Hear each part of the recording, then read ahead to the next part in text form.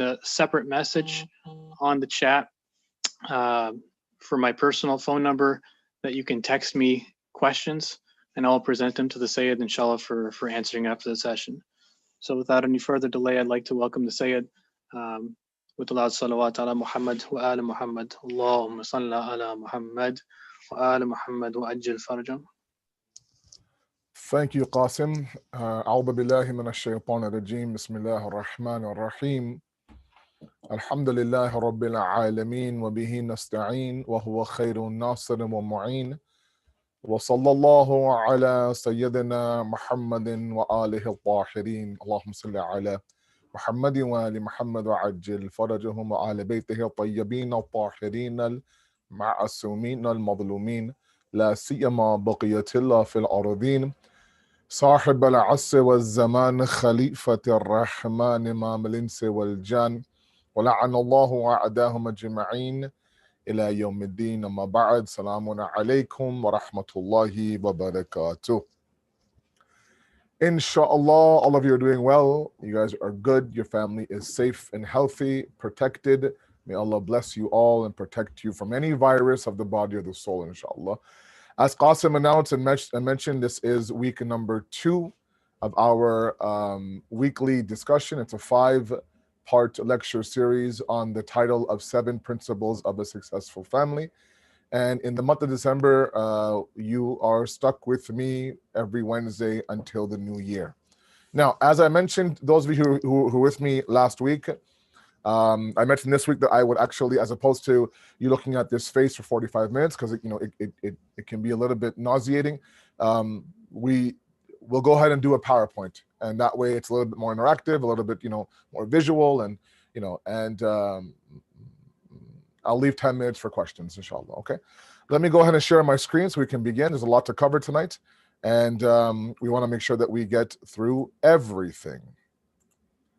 So we have been looking at this concept and this idea of 7 principles of a successful family, and this is a very relevant topic given the current state that we're in and the climate that we are living in right now, where a lot of our families now, we are together. Whether we like it or not, we're together.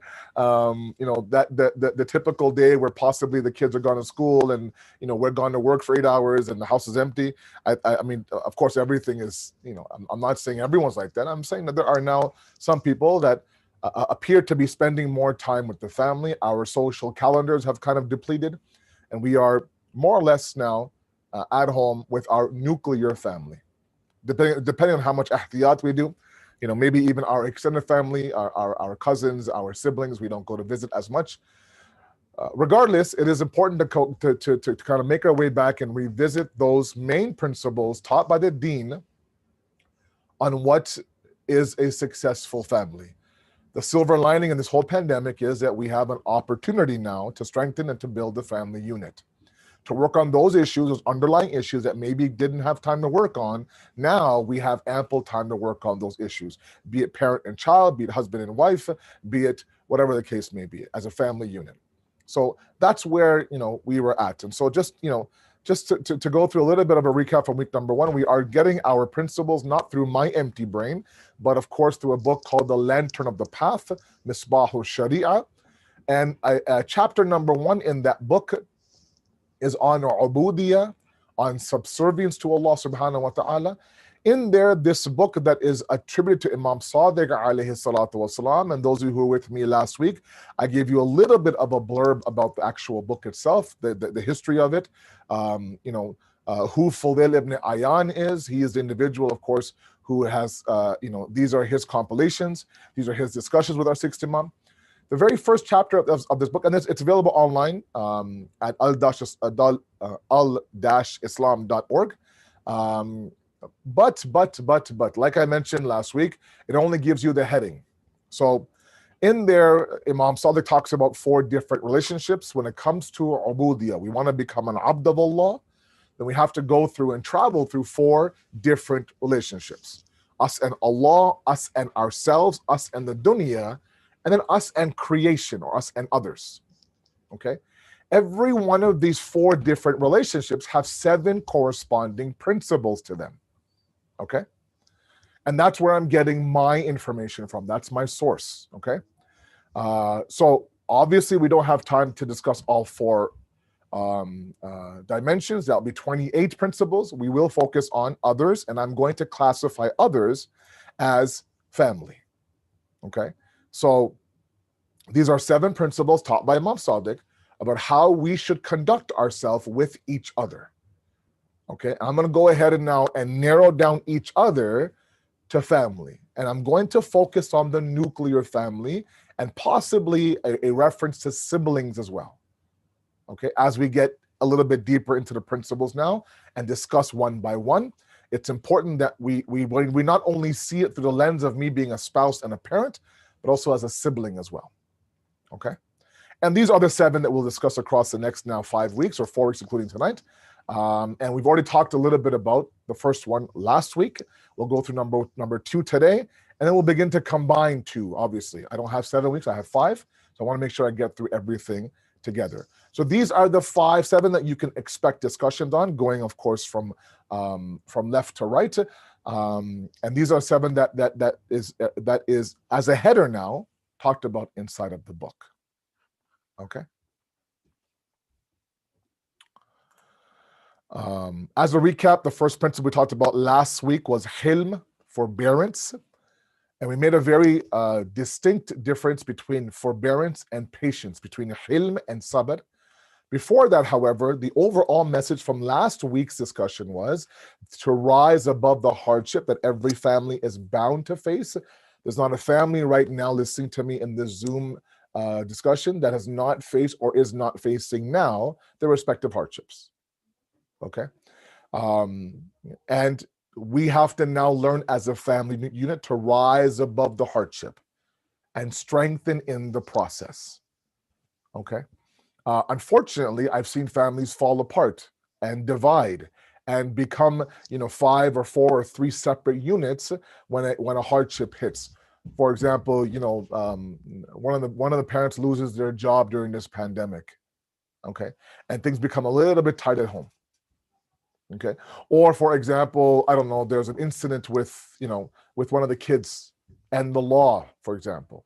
Or, for example, a couple, a husband and a wife fight through or struggle through their issues, their marital issues, and they really fight hard for the sake of the family, right? Whatever the case may be, a tragedy inside the home, a diagnosis inside the home, like I said, a loss of employment inside the home. These are all hardships that all of us are bound to face, if not already, that can have 2 separate results, right? One result is it can bind us together, strengthen us to the point where we become invincible as a family, or it could break us apart, right? That, oh, great, you lost your job now. Now what do? I had all these plans. I want to travel. I want to do this. I can't do that now. Great. Now what do we do? But as opposed to saying that, we can say, you know what? It's okay. You lost your job. No big deal. We will make it work as a family. I can find a part-time job, Baba, or we can do this, or we can cut down here. Don't worry about it. Don't stress out. We're a family. We will get through this. These things are important, and you'll be surprised how many families simply don't do that. So that distinction between forbearance and, again, I'm going fast because of the fact that we went through this all last week, and I know that every week now, as the flyers getting out there, and there'll be more and more new faces every single week. Forbearance is different from patience in that forbearance is embraced as a path of strength. Patience sometimes is accepted reluctantly. Fine, I have no choice. I got to be patient. Fine, I'll be patient. Roll your eyes, huff and puff, you're patient. But forbearance is the idea of powering through, flourishing through the difficulty, and finding your growth, finding your potential, actualizing that courage inside of you. There's a big difference between hilm and sabr. Between being sabir and being halim are 2 different situations. Okay, as in the exact same book, later on in the book, Imam Sadiq has a very beautiful statement. He says, forbearance is a lamp of Allah, which leads the holder to his excellence. To whose? To Allah's excellence. It's through forbearance, it's through flourishing, it's through resolve and through revolution and through resistance that we really truly kind of find our groove and our path towards Allah subhanahu wa ta'ala. We At the end of the day, we are travelers, guys, right? We are the musafirin, and the path is towards Allah. And sometimes we lose that path, and sometimes, man, we travel strong on that path. Forbearance is that lamp that doesn't, that helps us to keep or stay on the path towards Allah subhanahu wa ta'ala. As I said last week, over and over again, a family must fuse together to face the hardship. Otherwise, like I said, they can break up into pieces. I've seen, unfortunately, a hardship. Let's say, for example, the child marries someone that the parents didn't want to marry, and that causes all types of chaos. Now, the parents begin to blame each other. That he did this because you coddled him, or he did this because you were too rough on him. He's rebelling against the fact that you yelled at him. You were too loving towards him. You were soft towards him. He's stepping all over us. It's your fault. No. And all of a sudden now, what should be a binding, uniting moment for the family becomes a moment of self-destruction. God forbid. Okay? That was all last week, guys, right? This week we go through our second principle, which is forgiveness in the family. So important. Such a huge principle. In fact, all of them are so beautifully chosen by Imam Sadiq that it's such a treasure we have in the Ahlul Bayt. I wish sometimes our youth understood what it meant to be a Shia and what it meant to have these imams and this family as our role model. It is the biggest blessing Allah has given us, even if it's been given to us through inheritance, meaning through bloodlines, through the fact that my father and my mother are Shia. Fine, we have a golden opportunity to convert that inheritance to reality. Let's open up this principle a little bit more, and let's go through it through a different lens. Okay, it's not as simple to say, okay, fine, if my wife messes up, I say, I forgive her. If my husband messes up, I forgive him. I don't know. If my child, of course, for example, comes home late one day or doesn't do the dishes, she says sorry. No, there's something deeper. Okay, let's go a little bit deeper. The first point is that there's two aspects of forgiveness inside of the deen. One is for Allah subhanahu wa ta'ala, one is for others. And inside the others, there is forgiving those who are outside of you and then forgiving yourself. Okay? And both of these, both dimensions, gaining the mercy of Allah, and not only gaining the mercy of others, but giving the mercy to others as well. The one difference between the two, between Allah and others, is that I'm not forgiving Allah, right? I mean, He's perfect. There's nothing to forgive. But when it comes to others around me, in this case, my family, my siblings, my spouse, my child, my parent, I need to now understand that it's not just about me, being forgiven by them. It's about me forgiving them as well. And all aspects are very, very important for our survival, because we are, at the end of the day, fallible. The one thing that we forget sometimes when the person in front of me makes a mistake is that we, for some reason, become very infallible. We become the ma'sumin. How could you make that mistake? What were you thinking? I mean, and meanwhile, you've made an ample amount of mistakes in the marriage and forgiven each time. We forget all those situations, but for some reason, when it comes to the person now, in front of me, groveling, asking me, begging me for forgiveness, I all of a sudden become this infallible dictator. I'll think about it. I'll let you know. Give me some space. Give me some time. Right? Let's open this up a little bit. Okay. Now, when it comes to the second dimension of forgiveness, we know that forgiving ourselves is a lot harder than forgiving others. It's just true. We find it easy to, and we may do this subconsciously. You may not agree with that statement, but subconsciously, when we make a mistake, we are actually harder on ourselves than we are when the person in front of me makes that mistake. Okay?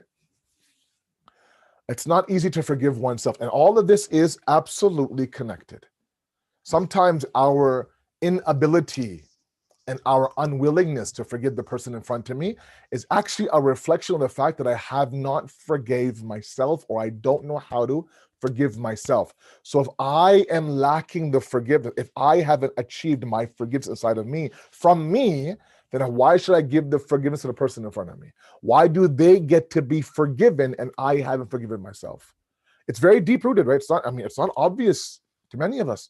But when we begin to go through that emotional intelligence process and really truly face our emotions, which is unheard of course, especially in our communities, it's a lot easier to kind of, just kind of sweep it under the rug, right? Don't face the emotion. No, when you face the emotion and you kind of open up what's inside of you, you might be shocked to find out, whoa, that was inside of me? Yeah, that was inside of you. So to forgive oneself is not easy. There's a lot of them. I mean, sometimes we don't have the self-recognition. We don't have the self-awareness to understand, what do I need to forgive? On top of that, there's a lot of pressure. On top of that, there's a lot of a guilt as well, right? Is my volume low? My volume is, I think it's okay. Is anybody else having issues with my volume? No, it's okay. Yeah. I think we can hear you okay, Moana. Yes, thank you. You may want to increase your speaker, Sister Najim. Okay, so one of the elements of being forgiving in a family, and again, I cannot stress enough, we're talking about from the top, a husband and wife, to parent and child, to now siblings. Our development, guys, as individuals, comes from these three areas. Comes from my spouse, comes from my parent, comes from my sibling. Okay. I mean, the first two are obvious. I don't think we realize sometimes how much we rely on strong sibling relations. And until they're broken, if God forbid, you and a sibling of yours are not on the best terms, have cut ties, God forbid, just don't, you guys just don't harmonize. You can't sit in one room. It's very awkward for the rest of the family. Or there's a lot of history there that needs to be addressed. And, I don't think we realize how much that affects us. We might lash out here, lash out there, lash out here, and we won't understand why. But sometimes it's as simple as the fact that if me and my sister were good, if me and my younger brother were good, if me and my older brother were good, then, everybody else kind of, it just seems a little bit more greener outside. Okay. So now, this process of forgiving ourselves becomes very difficult, right?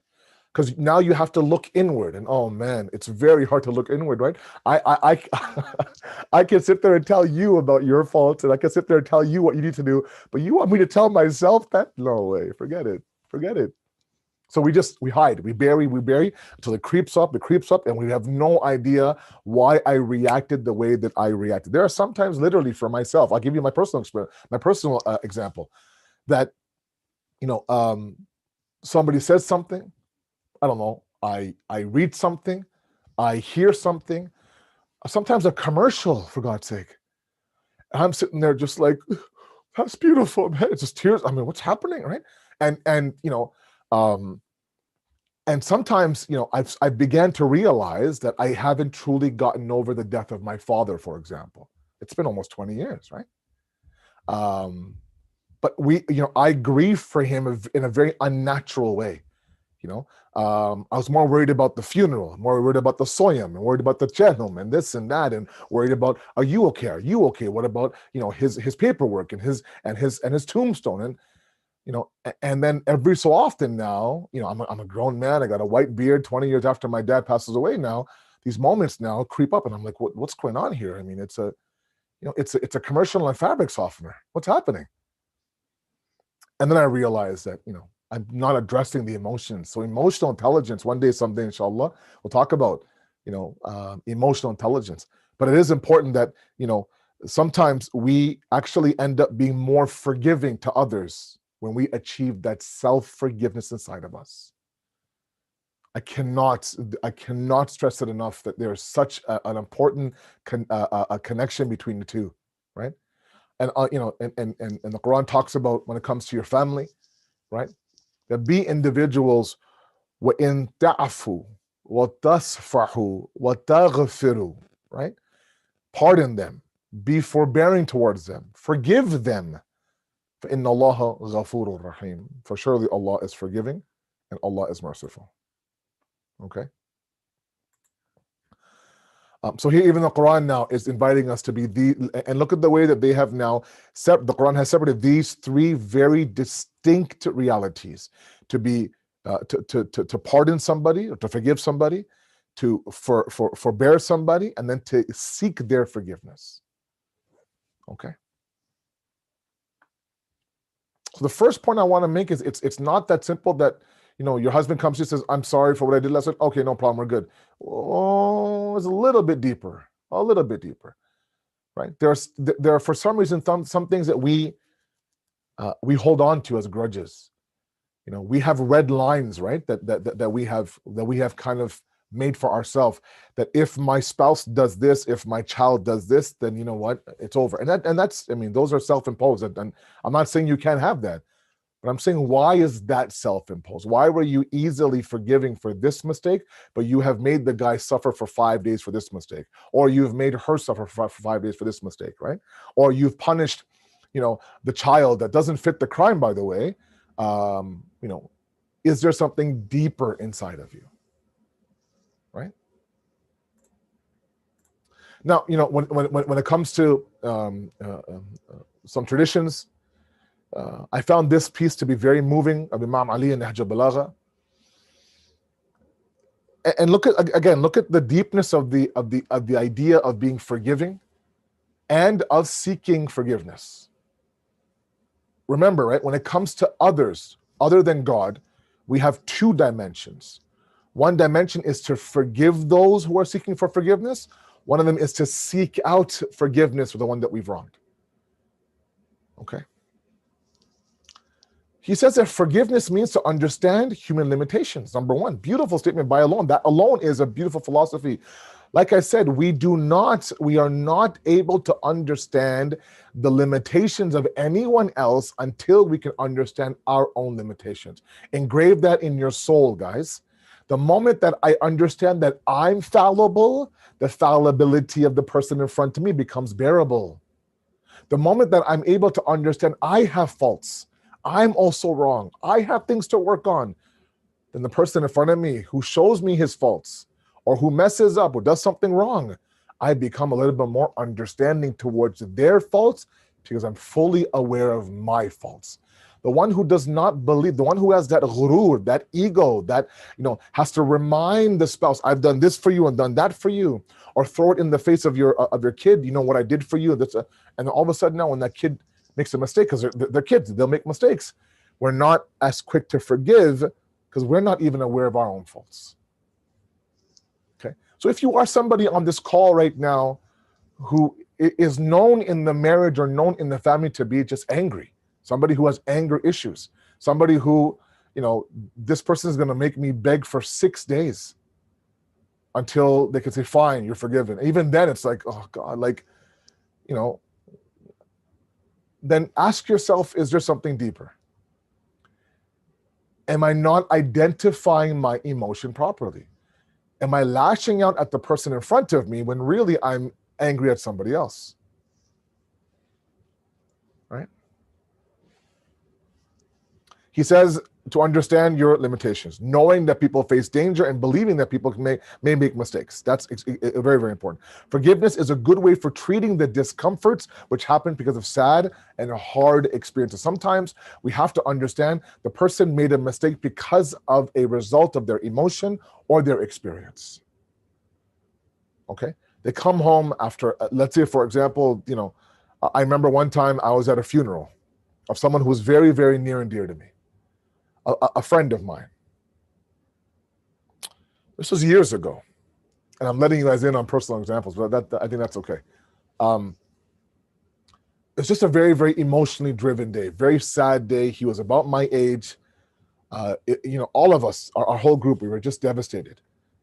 And the emotions were wild. The emotions were chaotic. There was anger. There was fear. There was resentment. There was depression. There was sadness. There was anxiety. There was every emotion wrapped up in like 3 seconds. So I was a mess inside of me. I think somebody had said something to me that I didn't like, and I didn't react the way I should have reacted to that person. And I'll never forget that conversation. After the burial, I went back to that person. He was my elder. I said, look, uncle, if I was disrespectful, I'm really sorry, uncle. I didn't mean it. I apologize. Please forgive me. And he said something so profound to me. He goes, Beta, you were at the funeral of one of your best friends. I understand. This is not who you are usually, right? This is out of character for you. So I just saw immense wisdom from this man, right? And I think sometimes, especially in our marriages, especially with our kids too sometimes, if there's not a pattern of behavior, if sometimes the mistake that's made is one and done, if you know that it's out of character for the person to, they would never, they haven't done this before, then why don't you keep that in mind? When a person now is obviously regretful, remorseful, begging for forgiveness, even the courts say if there's no, prior offenses, then there'll be a lenient sort of sentencing, right? We have to also understand that as well. And the final sentence is Imam Ali is so profound. Those who don't believe that mental health is ever discussed in the deen, they're wrong. This was a statement in Nahj al-Balagha by Imam Ali done 1400 years ago. When one excuses someone, when one forgives someone, the forgiven now experiences a growth in their physical, spiritual, and mental health. Now, do you not want to be that catalyst for that growth inside of a person? Or do you want to make sure that, look, I want to make them suffer. I want to make sure they understand what's wrong. And I get it. Sometimes we're just not ready to move on just yet. And I'm not saying to normalize things right away, but at least say, you know what, it's okay. You're forgiven. Just give me a moment to kind of, turn the corner. I need maybe a day. Let me sleep on it. Inshallah, in the morning, I'll be back to normal. I don't have a switch that turns off and on. Not everyone does. Some people are very, very good at forgiving others, forgiving their loved ones, and then just within a second now, they become normal, like nothing else happened, right? And that's the ideal, because, we have in a hadith that tells us that Allah subhanahu wa ta'ala forgives to the point where the sin never was committed. Understand that statement. Allah forgives the sinner, you and I, to the point the sin never happened to begin with. There's no grudges in Allah's kingdom. There's no, a little mental note that, okay, I remember that on this Falan date you did. No. It's as if you didn't do anything. Now, mind you, to get to there is difficult. But I'm saying at least verbally say, look, you don't have to apologize. You're forgiven. It's okay. Just give me a day, give me 2 days to kind of, reset and kind of understand it and kind of digest it and debrief it within myself. And I know there's going to be lots of questions, and I want to make sure that all of you get your questions in. And I know that a lot of you will ask me, what if this person keeps doing the same mistake? Should I be a doormat? And I'll get to that in a moment, inshallah. But I want to get through these points very, very, very quickly. Not quickly, but I want to get to them thoroughly. Now, the effects of being forgiving, okay?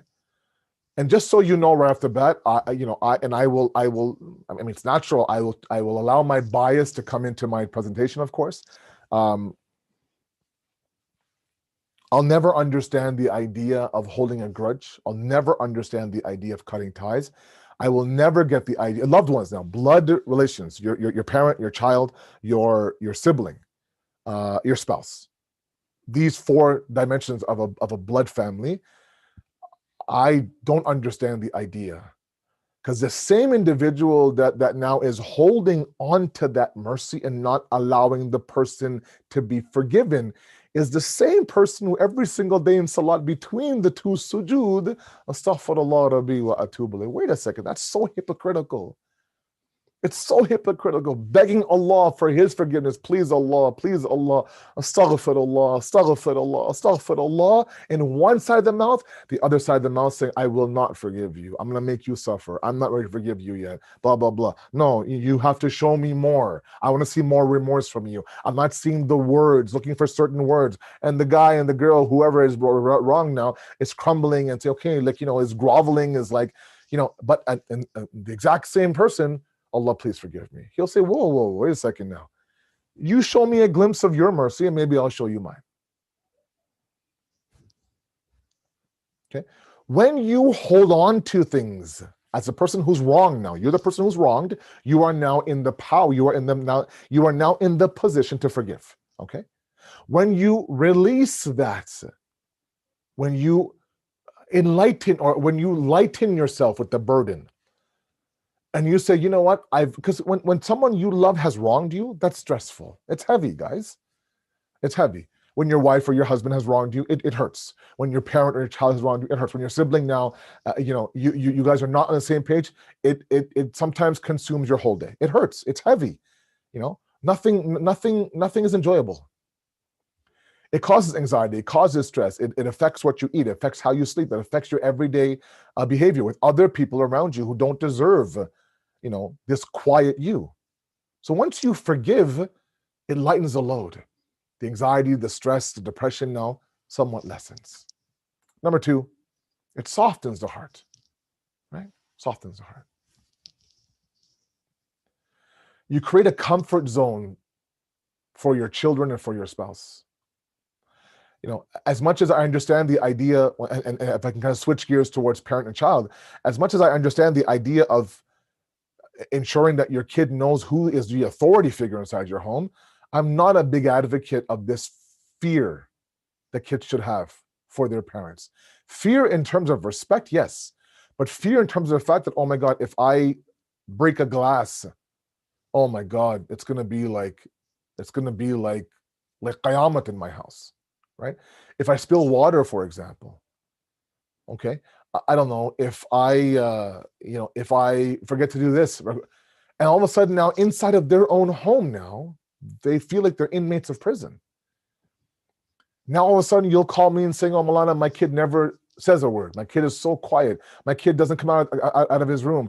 All of a sudden now my kid has become quiet. My kid, he used to be so social. She used to be so social. Now, jo hai, wo kuch bolti nahi hai. Doesn't say a word. I don't know what happened. Maybe something at school. Maybe there's a boy. No, maybe it's you. Maybe it's the fact that you've just squeezed the life out of this child. They can't move. If they wear a certain color, why are you wearing that color? Go up. Oh, right? You want to create a comfort zone inside your child where they can grow. And sometimes the growth has to come through mistakes. The same idea with a marriage. They want to make sure that you create a comfort zone for your spouse. They can come to you and talk to you about anything, no judgment. They can make mistakes. They can try and maybe fail, and still, it's okay. There are some husbands out there who don't want to, for example, take on home projects because, they'll be like, oh, you did that wrong. Or, oh, this guy knows better. Why don't you know you're a man? You should know. And all these, they use tana, right? In order to do these little pinching, these little passive aggressive, these little, little sly comments and remarks. It irks you after a while. You say, forget it. I don't want to do it. I don't want to do it. And it's very debilitating for a person to live like that.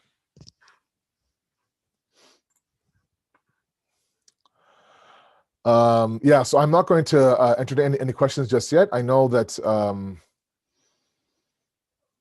I know that I'll get to them. Just hold on to them in the chat, inshallah, and I'll get there. Okay. I told myself by 7:45 I'll be done, and then inshallah I give you a good 15 minutes to go ahead and ask questions. I have to be done by 8 p.m. Eastern as a hard finish. Number 3, makes us aware of our own faults. The more forgiving we are, the more aware we are that I also am fallible. Okay, I also am fallible. And sometimes it is, it's the process where because I am aware of my faults, I'm forgiving, or because I'm forgiving, I'm more aware of my own faults. Right? Because forgiving, remember, is contagious, guys. Forgiving is contagious, right? I have yet to see, I don't want to make big statements. It's very rare that I see that one spouse is always forgiving. The other spouse is never forgiving. After a while, it becomes contagious. After a while, literally, the spouse says, look, I've learned how to be forgiving because of him or because of her, right? I cannot stress enough that if right now you are in a marriage or you are in a family where your sibling or your child or your parent or your spouse has wronged you and they're asking for forgiveness, forget them. Stop and look inward. Ask yourself, have I done anything wrong with any of these people that they now have turned instantly and forgave me? If so, why am I holding that grudge? Why am I making this person grovel in front of me?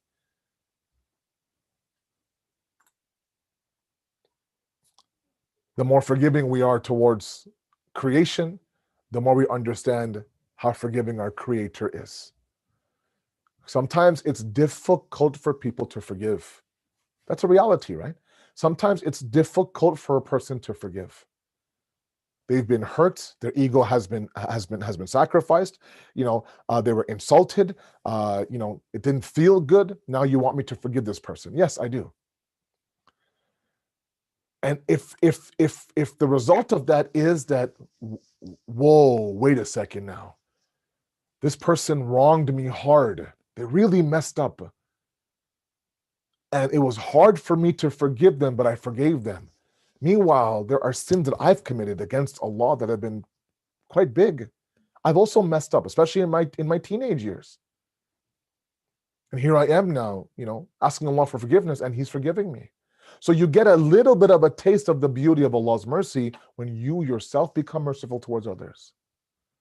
Right? So it literally becomes an avenue of God awareness, being God-centric, having a pious life is to live that piety, is to reflect the qualities of Allah subhanahu. Don't just believe in His mercy, be merciful for others. And of course, increases love between family members. Increases love between family members. Right? And that's obvious. Now, this box I really want to focus on in my last 5 minutes until 7:45. When it comes to family, always take the high road, okay? Now, this is one of those things that is very, very taxing, okay?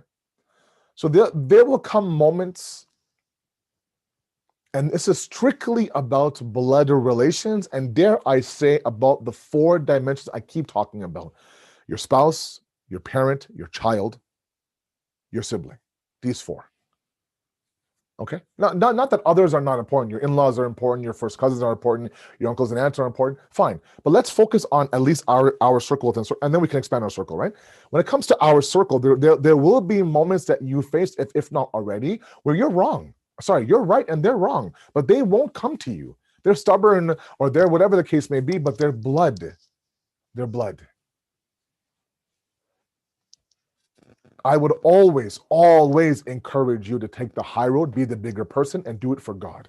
Know that God sees those things that no one else sees. They might feel like, oh, Bilakhir, you came to me to say sorry, right? Yeah, see? And you're like, yeah, I did. I did that for God. Now, God sees it, no one else sees it. Remember, in the world, in the universe of God's morality, it's a point I really want you guys to understand.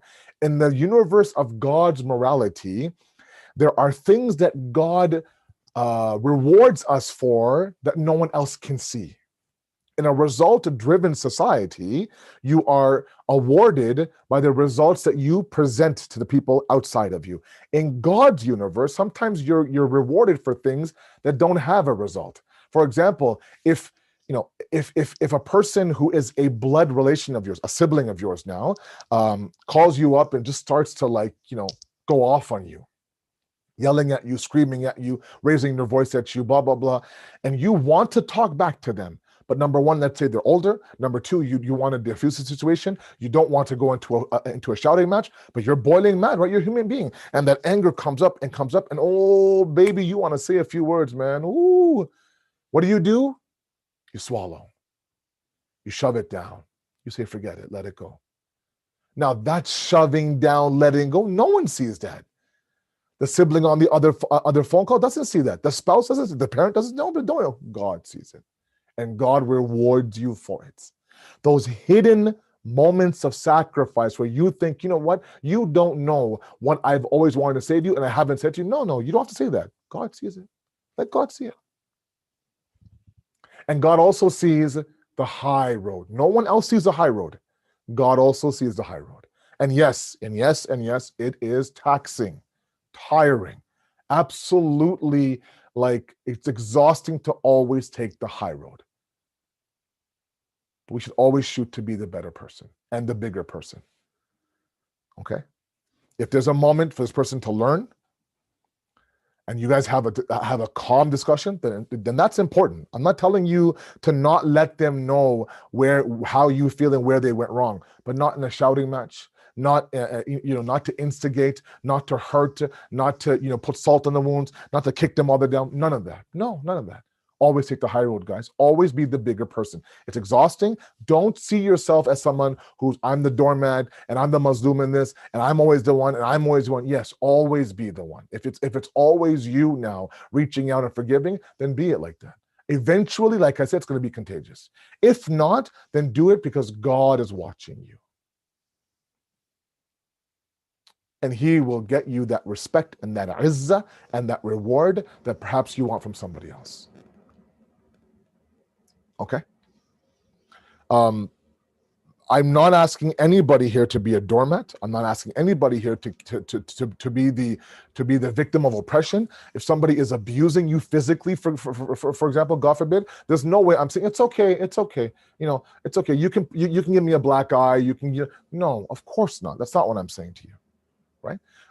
There's a reason why there are avenues to end marriages out there. But I'm talking about everyday arguments. I'm talking about sometimes bigger arguments. I'm not talking about you being a subject of abuse. I'm not saying for you to turn a blind eye at all. I would never ask anyone to stay in a physically abusive relationship ever. Be patient. It's okay. This and that. They love hard. They hate hard. It's okay. No, I'm not saying that. Nor am I saying to you that don't. When you have a moment, don't give them what they need. Sometimes the person in front of you has to hear from you how their words are making you feel, right? Like I remember being told a lot that I have a very booming voice, right? And sometimes I get animated when I talk. I don't yell and scream. I don't think I do, but then the person in front of me, it sounds like this guy's coming down on me. I go, no, that's just the way I talk. And it's like, well, fix the way you talk. It's like, okay. And then, so you kind of adopt a very soft tone. But that only happens when the person in front of you who loves you very much is telling you these things. Okay? Now, I know there's a bunch of questions. The chat room is probably blowing up right now. And I know there is. So let me go ahead and start that process. As I promised, at 7:45, I'm done. So let me go ahead and end the share here. And then go back to my Zoom if I can. Oh, no, I stopped share here. There you go. And my hat's everywhere as usual. I always have hat issues for some reason. Okay. Let's examine some questions here. So the format can be either someone could ask a question, they can put it on the chat box, or they can message me directly. I've given my personal phone number as well if they don't feel comfortable messaging directly on Zoom. Yeah, so there's a lot of there's a lot of questions that we have right now in chat. Now, the only thing is they have been messaged to me privately. So again, I'm not sure if the people who have messaged me privately want to keep it private, or would you like for me to share the question publicly or not? That's something that I'm a little bit confused about. So if those who have chosen to message me privately, if you can send me a quick note in the chat to go ahead and share it publicly, then I can start that. That would be great. Okay, so let's start with the first anonymous question.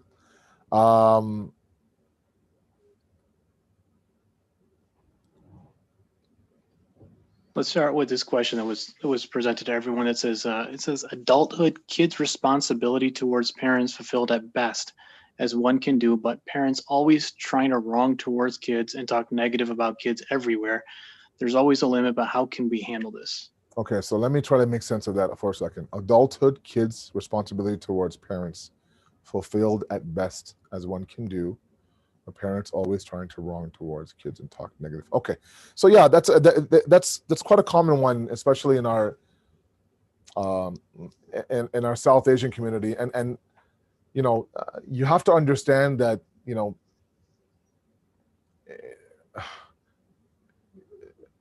it's not meant to insult you.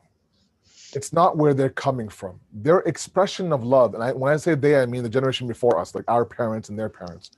Their expression of love is completely different from this expression of love.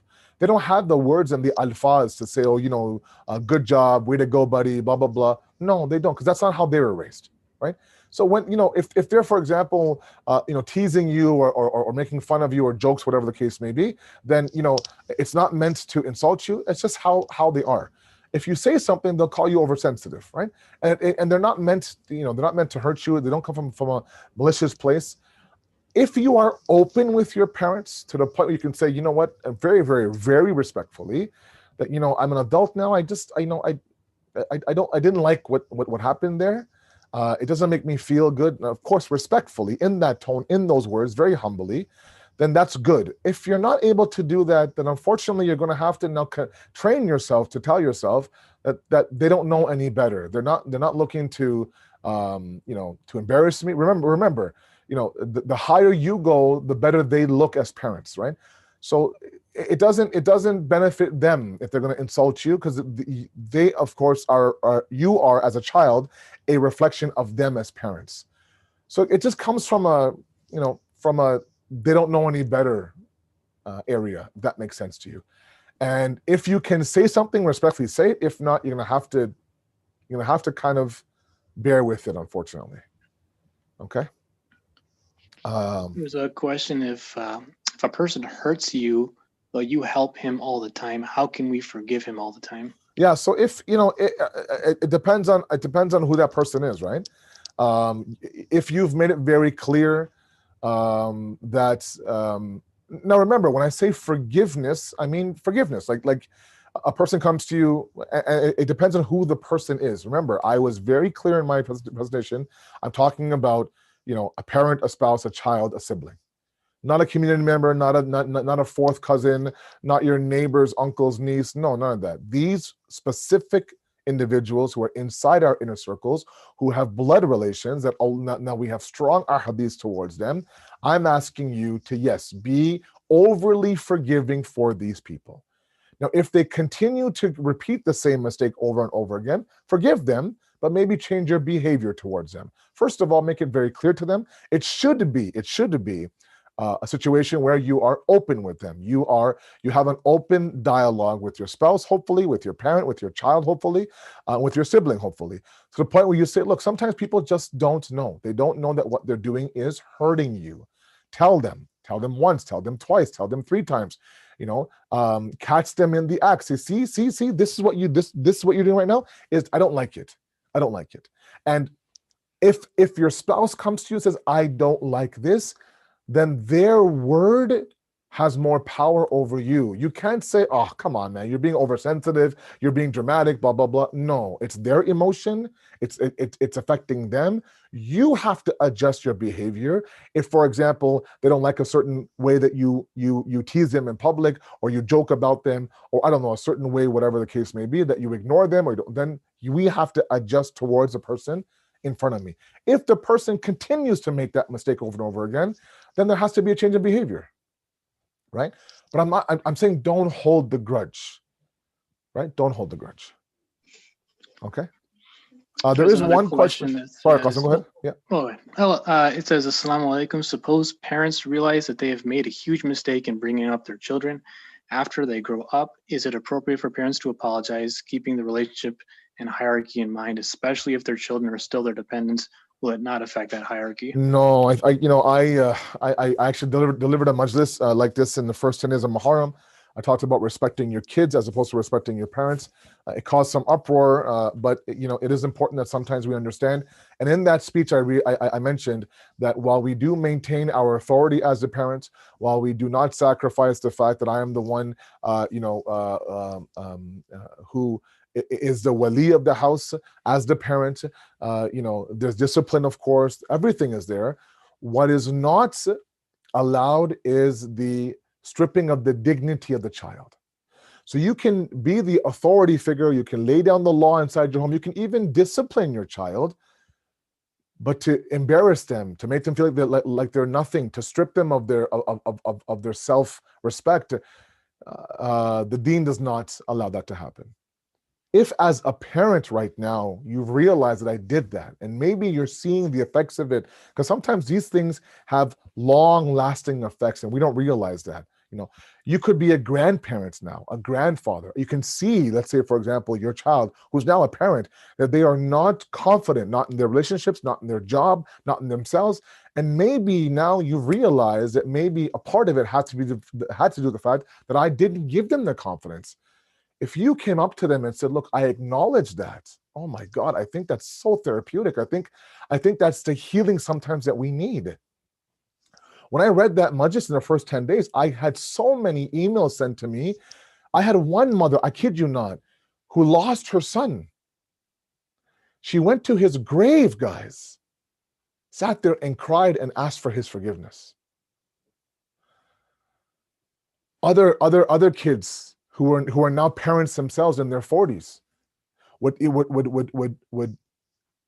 email me and say that my mother called me to apologize, and I didn't realize that she gave me an apology that I needed. After that apology, we have been inseparable. We've come together so much. So this ego sometimes as parents that we have, like I have 3 kids. My eldest is about to be a teenager in a month, right? There are moments now, even, when she's 11, 12 years old now, I go, like, do you understand why, I had to say no to you here? Yes. And I apologize if you feel like I have, and you can see that all of a sudden now she's better. So I don't think the hierarchy will, and it's not like you'll tomorrow you become a non-parent. No, you're always going to be dad and always be mom. The hierarchy will always be there. Now you're teaching your child the beauty of humility. You're teaching your child that, look, I did this wrong and I apologize. You're also trying to break the cycle, right? God forbid that, and I've seen it so many times, abusive fathers today come from abusive upbringings when they were a child. And that's all they knew, right? If that father who abused them ever once said, look, I didn't mean to lay my hands on you, I just wasn't in a good spot, it's all I knew, but that's not the way you raise a child, maybe that cycle would have been broken, right? So I think it's a wonderful idea. It's not blasphemous. It does not all of a sudden make you the child and they're the parent. I think it sends a very beautiful message to the child. Yeah.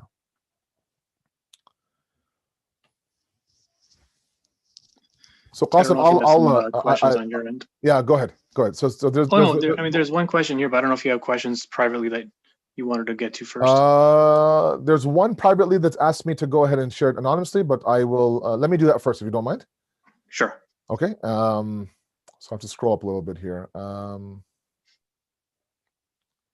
Yeah. So someone's asking, you want to forgive and move on. It's okay to ask why, just to understand and come to terms with it in peace. Yes. So I'm not asking you to not have a conversation about what happened. It's important, especially in the marriage. Oh my God, especially, we talk about PT, right? Pillow talk at night, blah, blah, blah. There's a reason why we have strong ahadith to talk about the reward that's attached to you spending 15, 20 minutes having a one-on-one talk with your spouse on a daily basis. It's important that both of you reset and you debrief the day, especially if you two have gone through a very difficult thing together. You guys weren't on the same page. There was some tension. It's been a rough few days. Let's debrief. What happened? How'd you, in a calm now environment, right? The emotions have subsided. The intellect is once more there. There's maturity now. Okay, we've kind of gone through our emotions. Let's debrief properly. How can we avoid this in the future? Yes, it's important that you do that. But all under the cloud of forgiveness, trying to make things work, trying to now move on. All couples fight, not us. No, you too. It's not like that. But it's important that we learn from our disagreements. Yes, there's one more, Qasim, if you don't mind. I'm just going to go through that.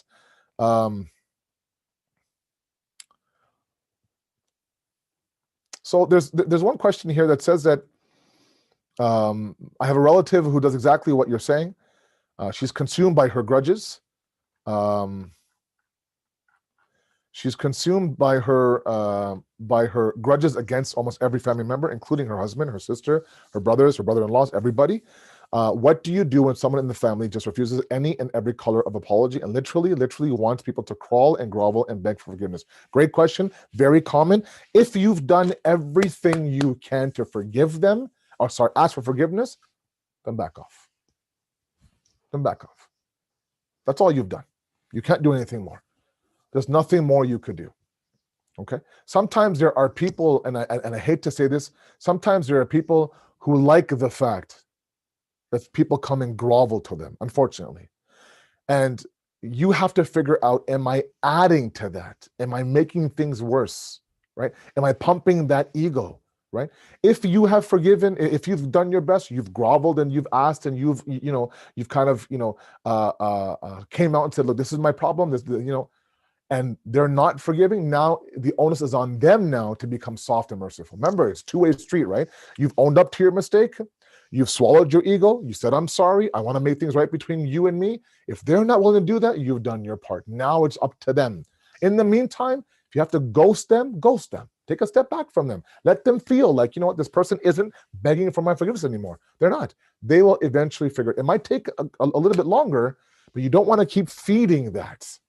Right? After all, people are unreasonably holding on to grudges, right? Unreasonable. The best thing to do sometimes is to just kind of back off for them and give them some space, not talk to them, just a little bit of a separation. Let them kind of figure out the, well, this person now has stopped asking me for forgiveness, and so on and so forth. Okay. So the one from Sister Sakina, I think, right? Sure. And there's another question from someone that wants to unmute and ask directly as well. And that might be all time for, I'm not sure. Okay, let's go through the ones that have come first, and then we'll go through the mute.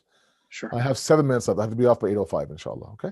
So if I can go ahead, Sister Sakina now writes, how can we know that we are right in our hurt versus we are being unreasonable and the person really didn't wrong us? How do we keep in mind our perception isn't always right? It's true.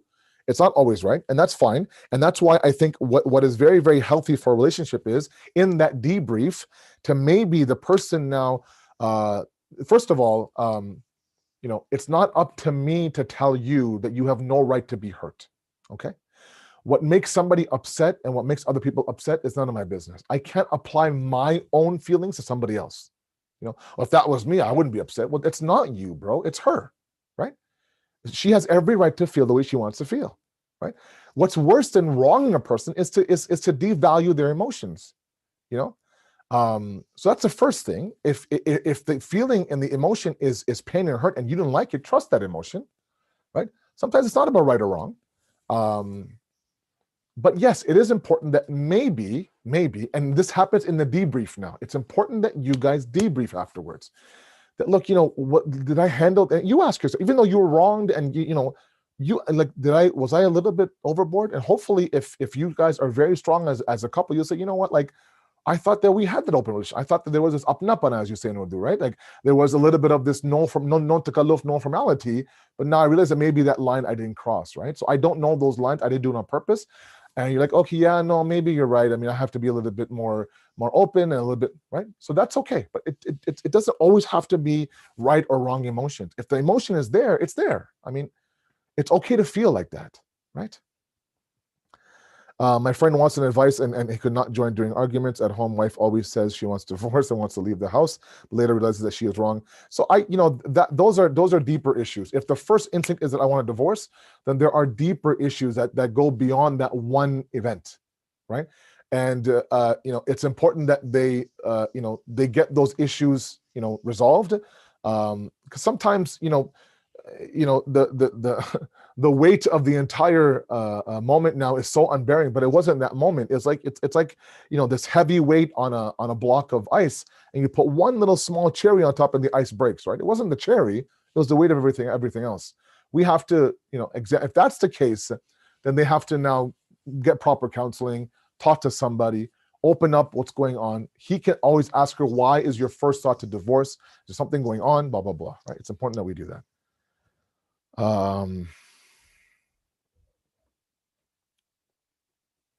Right, exactly. So, a couple of beautiful points, right? Inshallah, in our discussion on compassion, which we have in a couple of weeks, we'll talk about placing ourselves in the shoes of others. It's a lost art inside families, right? A person now has wronged you. Stop and think for a second, it's uncharacteristic of this person to be like that. What happened?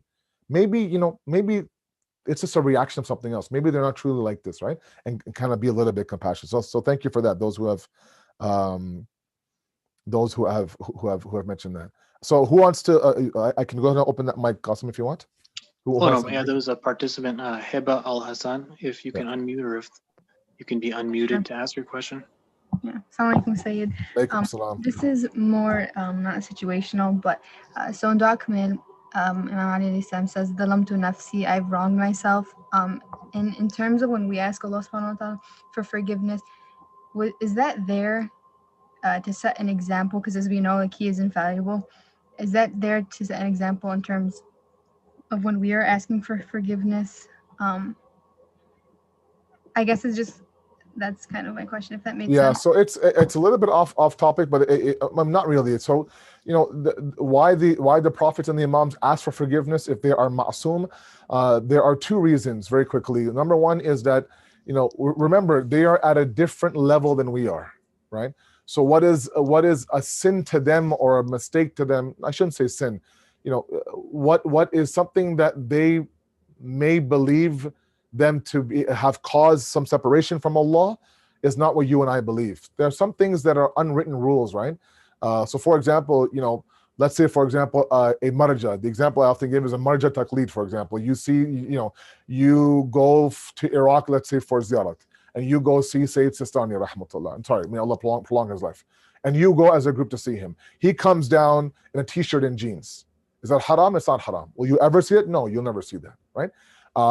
So he's at a different level. So sometimes the rules now change, right? For you to wear a t-shirt and jeans is not a big deal, but you'll never find him doing that, right? Does that mean that he's doing something wrong? No, of course not. But it's not befitting of him. So there are things that the imams are trying to maintain that level that you and I can't understand. So yes, when he says dhalamtu nafsi, for example, I've wronged myself, that wronging myself, if we look at it through the lens of me or through fiqhi sins, then it doesn't make sense. But look at it through the eyes of the infallible, they're a different realm altogether. Number two is exactly what you said, sister. As role models and as guides to us, they not only teach us, to ask Allah for forgiveness, they literally give us the words on how to ask for forgiveness. So du'as, for example, du'a kamil, for example, munajat, for example, all these things. Literally, if you want to ask for forgiveness, use these words. So yeah, both of those are there. Last question, if I have one here. Again, privately, I'm not sure what to do with the private questions. I think we're done. Jazakallah khair, Sayyid. I just want to remind everyone that these programs are happening weekly, Wednesday nights, starting at 7 p.m. Eastern time in the month of December. And we're blessed that this was our second session of 5. And inshallah, we look forward to the next. And thank you again, Sayyid, so much for your presentation. Thank you. May Allah bless you all, please. We'll see you next Wednesday, inshallah. Thank you. Wassalamu alaikum, rahmatullahi wa barakatuh.